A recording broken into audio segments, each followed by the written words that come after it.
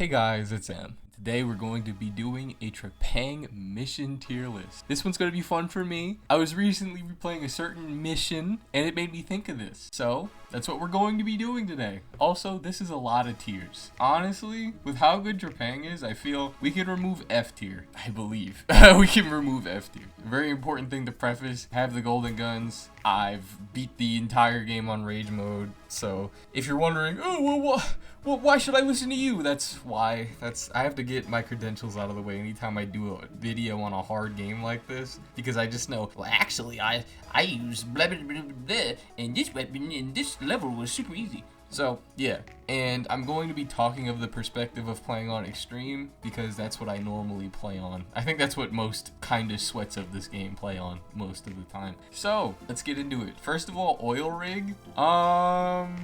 Oil rig is not a mission I would replay normally. I'm not gonna lie to you. The way that the map's built, not my favorite. It's not exactly open. It's very, what would be the right word? Curvaceous. Like it's got a lot of turns and stuff. And then it's a defense mission. I do think the thing with the alien is cool, but we don't really come back to that at all. So I mean, I can't really say anything about that. Yeah, I think it's a C tier mission. There's nothing wrong with it per se, but it doesn't do anything where I'm like, wow, it's crazy. And the general area design is a little unidentified structure.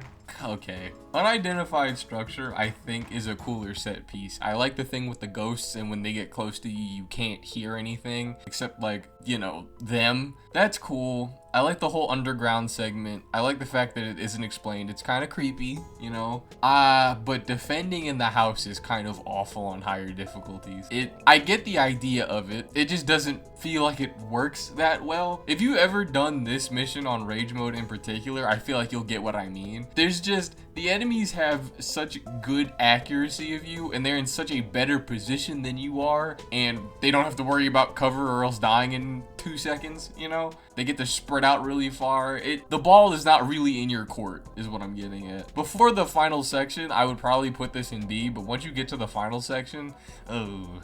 And then you have to deal with the sniper guy who's around a weird little corner. I don't hate the mission. It's got a cool OST, cool idea, just crash site. Ooh, crash site. Crash site is hard because Gak is in it. Gak, I think, is unironically the best track in the whole game. And I think it's a crime that they stuck that track on a side mission. I think that was a crazy misplay because Gak is just so good, bro. And especially when it gets to that middle section, you know exactly what I'm talking about.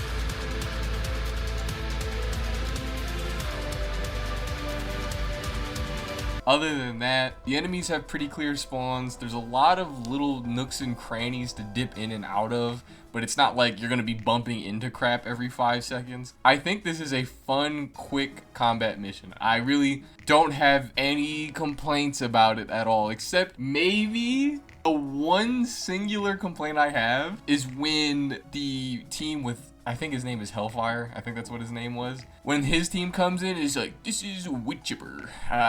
The voice on that specifically was really weird. I understand it was probably like Brandon in his basement getting those last lines out, but that line delivery in particular was kind of funny. Other than that, I literally have no complaints about this mission. The spawns are clear, so once you have map knowledge, you can immediately just jump on them and, you know, hit some crazy clips. The OST is amazing. It's a fun level. Kellington Colliery? You know, the one with the cultists.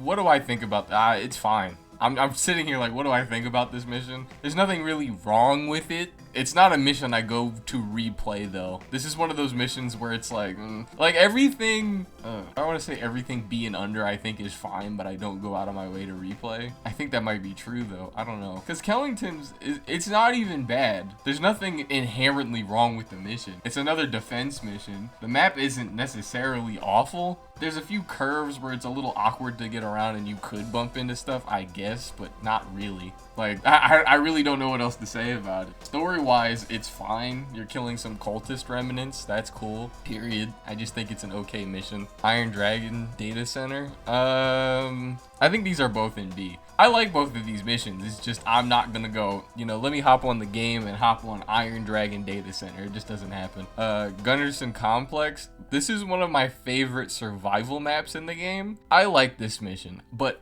do I want to say this is another mission that I would not casually replay? I mean, it's fine. The music's good. It's kind of like Iron Dragon Center where there's a guy yelling at another guy the entire time, which is fun. Do I want to I might put this in B too. I feel like I'm going to piss off everybody. I feel like someone's going to go, Gunnarsson Complex is my favorite. I love the survival map. It's my favorite survival map. The mission in the story is fine. There's good dialogue in it. The OST is good. It's just not a mission I go out of my way to go back to. Site 14, you're gonna have to give me a second. Just because with there's Site 14 and then there's Site 83. And honestly, I always forget which one. One is the first mission and the other one's the one with the box cube thing. And I always forget which one is which one. Yeah, this is the first mission. First mission at Trepang. Okay. If I had to base it off of when you're first playing the game, then I'd probably put it in A. It's a pretty good, fast-paced mission once you get past the introductory part when they're done explaining your powers. It's fun. You get to hear command, yell at everyone to get down and try and kill you, and you notice that you're like this super soldier kind of guy. It's the introduction to Trepang. I really feel like I can't give it less than an A. The only thing with it is that once you've beat the game at least once, this is probably the slowest mission in the game because you spend like the beginning half of it just handcuffed. I think it's a good mission. It's a great introduction mission. It takes its time explaining all these mechanics to you. You get a feel for the world. But on replays, it's just not that strong. But I don't think that's enough for me to pull it out of A, so I'll leave it there. Horizon HQ.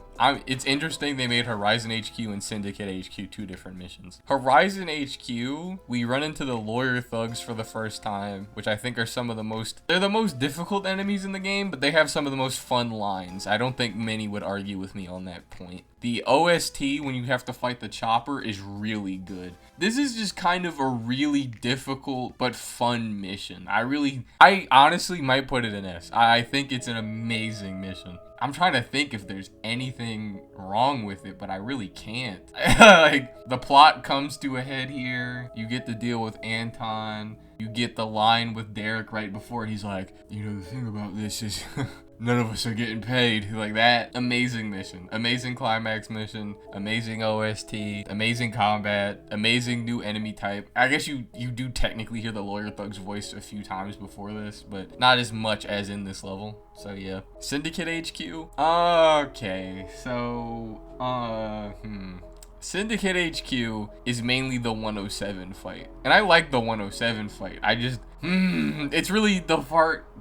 It's the part where you have to fight with one hand and you have to deal with those few task force guys. That's kind of annoying. I'm not saying it's like impossible or anything, but on higher difficulties, since you die so fast, it is so annoying to only have to fight with that one arm. It's a very cool set piece, very cool cutscenes. 107's theme is actually amazing. I love it. But, it's really just that one-handed part. And it's not even, if it was just the fight with him, it would probably still be an S. But the fact that you have to slide around and fight these task force guys when you only have one arm, it's very annoying. You don't really notice how much you use your other arm for in the game until that scene. Like, taking hostages and all that is significantly more difficult.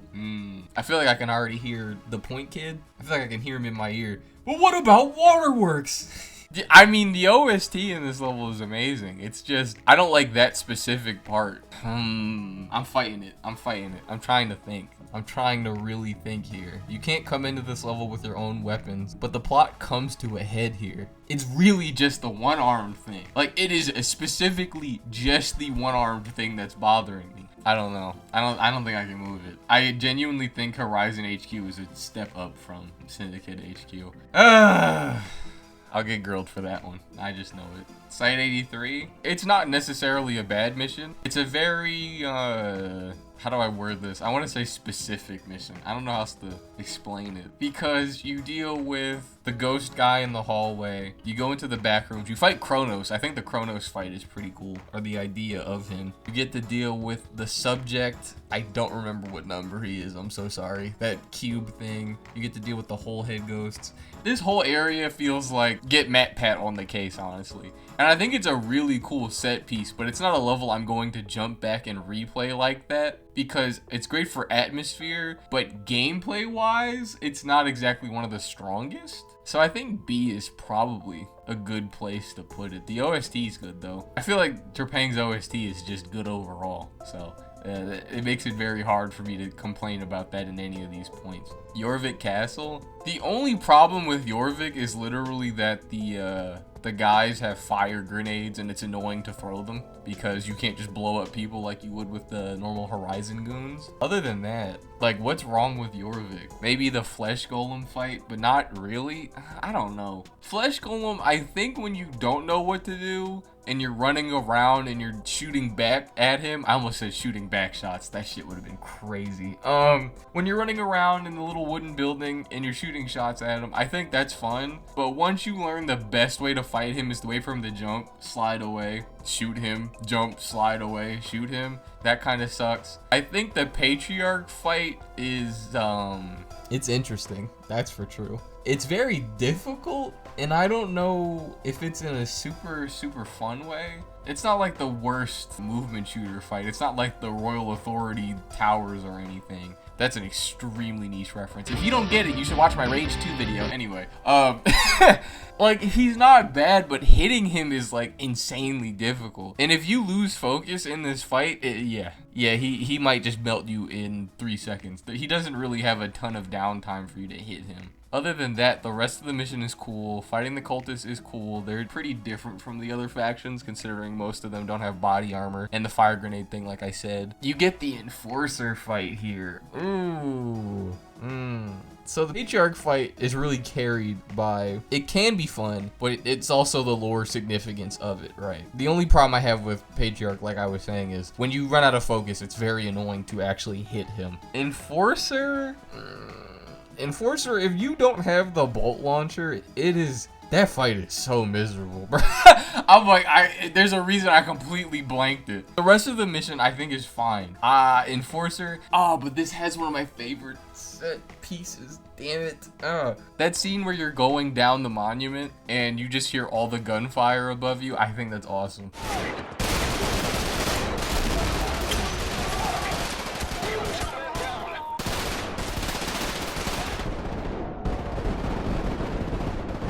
I genuinely love that scene. I don't know. This level has too many little weird boss fights, honestly. Like Flesh Golem, Enforcer. I just don't like Enforcer, personally.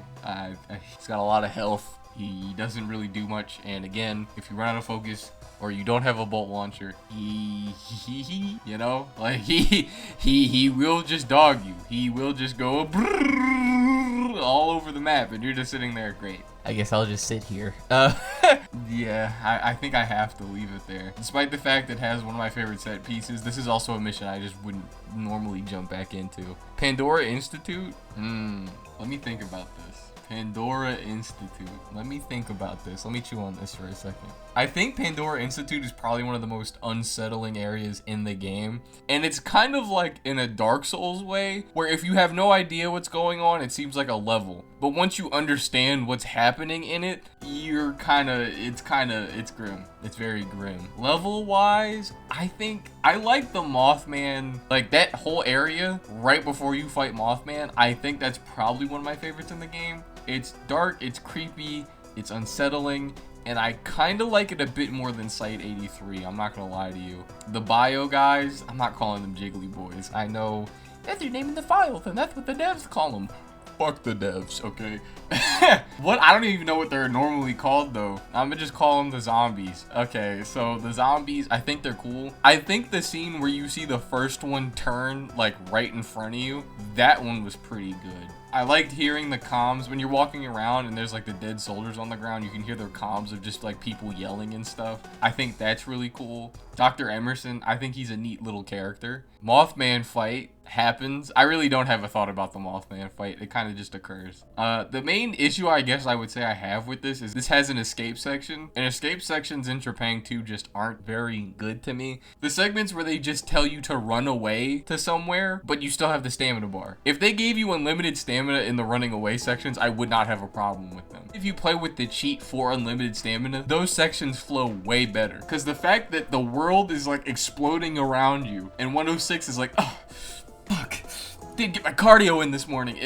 That's kind of ass. Other than that, though, what else is there to say? I like Pandora's plot so much that I don't even really want to put it there. I kind of want to put it in A. But gameplay-wise, I don't think it's like an A-level mission. So, I don't know, boss. Again, this is also a mission I don't casually just replay. I wouldn't mind replaying it, but I'm not going to think back and go, you know. So, yeah, I think I'm gonna leave it in B. And then we got the DLC missions. This is rough. This is gonna be a rough one. Mainly for the reason that I think the writing in the DLC is very, very good. I don't think the writing in Trepang is bad. Okay, I'm gonna say the one that we all think of when we think of this game. You know, right before Waterworks plays, and they have 106 on the table, and they're sliding him into the furnace, and the guy puts the gun right against 106, doesn't shoot it as he sees he's winding back a punch, he gets knocked out. Other than that, I don't think Trepang's writing is bad. I think it's pretty good, pretty tight-knit, really interesting to get into. But the DLCs, I feel just, they had time to rest and reset, and then they wrote peak. The problem is, the first one that they put on this list, which I had to add because I think this was made before the DLCs came out, is the Task Force 63 Center. Now, I feel like the guy from Guardians of the Galaxy, it broke my heart to put that tumor in her head. Like, okay, my problem with Task Force 63 Command Center is the level is dark as shit. You cannot see anything. And all of the enemies, what are they wearing? Dark colors. It is so annoying to do this mission because half of the time you feel like you're flailing in the dark. You cannot see. And I have not felt that for literally any other mission in this game. It is just stupidly damn dark in this level. If they made it brighter, I would not have any problems with it. I guarantee you, if I could see, I wouldn't mind this mission. No, well, hold on. Let me take a step back. My other problem is that they don't have an autosave during the final segment. If you've played this mission, especially on Extreme or Rage mode, you know exactly what I'm talking about. When you get to that final section and you defeat the Horizon guys, and then you have to fight the remaining members of Task Force 6-3. There's no autosave between those two segments. If you die to the Task Force 6-3 guys, you have to restart at the Horizon guys in the dark-ass level where you can barely see. I have no problem with the enemies, it's just that I cannot see. Also, it is very cramped in certain spots. The area specifically that I'm talking about, where you fight the Horizon guys right before the Task Force 6-3 survivors, it is so damn dark, so damn cramped, and it's not even like a difficult mission. The way that the enemies are set up, it's not that hard. It's just that you cannot see them, and you could go, oh yeah, use the flashlight, and then you have to cloak and the flashlight goes out. So bye-bye Bonzo. And then they can see the flashlight, so they'll turn to shoot you if they see it. And then the flashlight isn't even that bright, so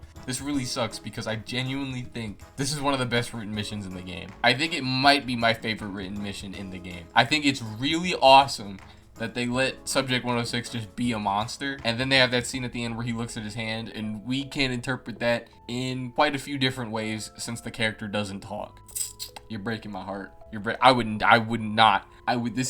is a mission that I would really not choose to replay.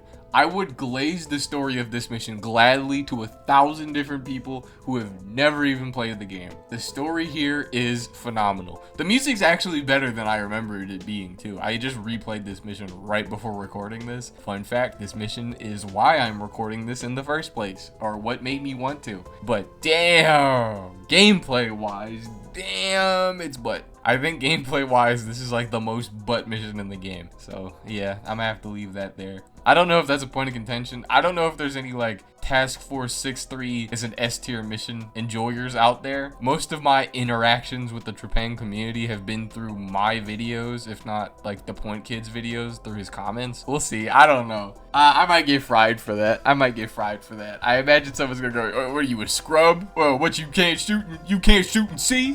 What's wrong with you, huh? Like, look. It does what it does, man. It does what it does. And then we have Omega Facility. I have replayed Omega Facility quite a few times. I like the boss fight with the submarine. It has an amazing boss theme. I like the scene with Dozerman. I want to say that's what his name is. The little meta guy that goes, hey guys, come on, get up.